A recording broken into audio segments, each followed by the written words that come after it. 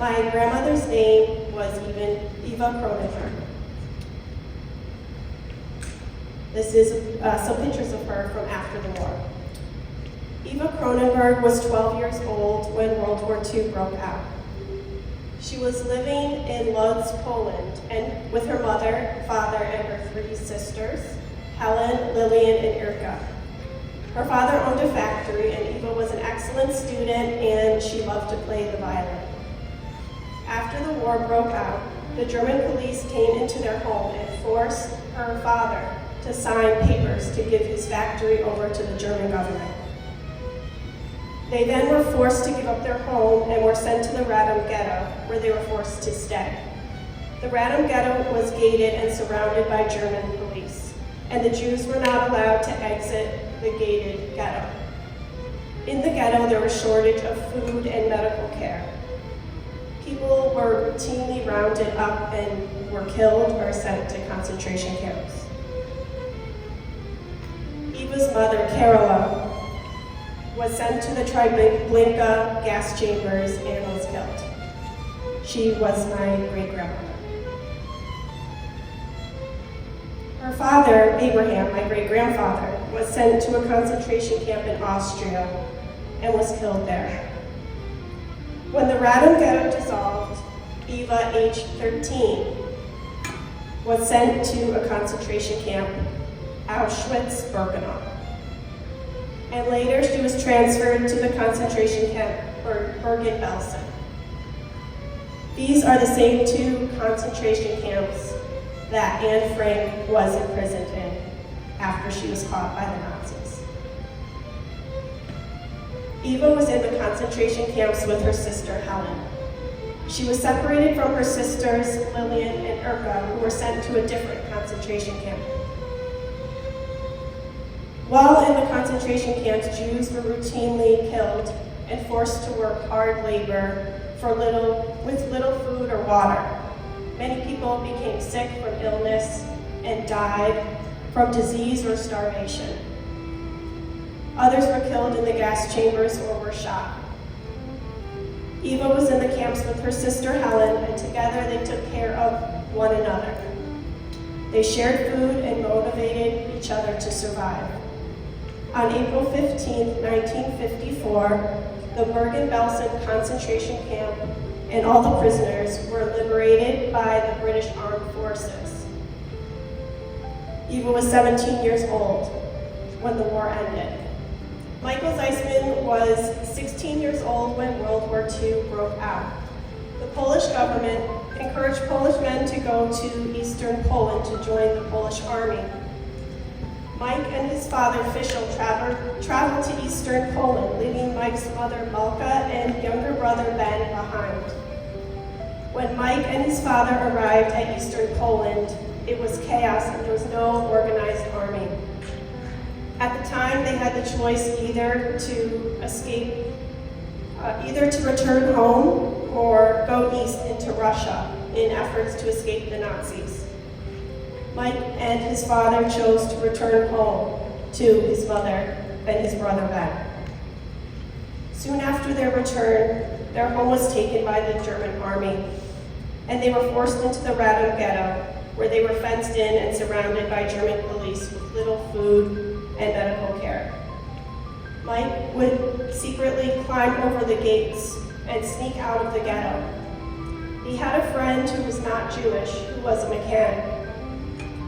In exchange for working in the mechanic's garage, he gave Mike food and secretly housed him in the garage. This is how Mike learned how to be a mechanic, which is a skill that he later attributes to saving his life. After a time, Mike was sent to the concentration camp Dachau. When rounding up Jews in the camps, the Nazis asked if any of the prisoners were an Automechaniker. That is the German word for a mechanic. Mike offered up his services as a mechanic. The Germans would use Mike's skill as a mechanic to help fix their vehicles, which were in constant need of repair. In this way, he was valuable to them, and therefore his life was spared. was liberated by the American forces in 1945. He, his father, and his brother survived. His mother was killed in a concentration camp. After the war, there were hundreds of thousands of people who were displaced and didn't have anywhere to go. Both Eva and Mike were sent to a displaced persons camp in Stuttgart, Germany. This is where they met and fell in love. Mike was reunited with his brother Ben and his father Fischl. Eva was reunited with her sister Lillian, who she had been separated from. Her sister Erika survived the war, but died shortly afterwards in the displaced persons camp. One day in the Stuttgart displaced persons camp, the American General Dwight Eisenhower, who would later become an American president, was touring the displaced persons camp. Eisenhower needed a translator and asked if any of the people in the camp spoke English. Eva did know some English and offered up her services to translate. She didn't know who Eisenhower was, only that he was an American soldier, and because of this, she looked up to him with gratitude and admiration. She stayed with the general throughout the day as he toured the camp and served as his translator. It was only until later, when there was an article in the newspaper, that Eva found out she had been translating for General Eisenhower, who would later become an American president. And on the slides, you can see to the right, that's a picture from the newspaper with General Eisenhower on the right and my grandmother on the left translating. And a picture of my grandparents together. After a time in the displaced persons camp, Eva and Mike were able to immigrate to America. They took a long boat journey to America and arrived at Ellis Island, where they were amazed and in awe of America. They settled in New Jersey, where they worked and went to school to become educated. Mike became an engineer, and Eva worked for the state of New Jersey.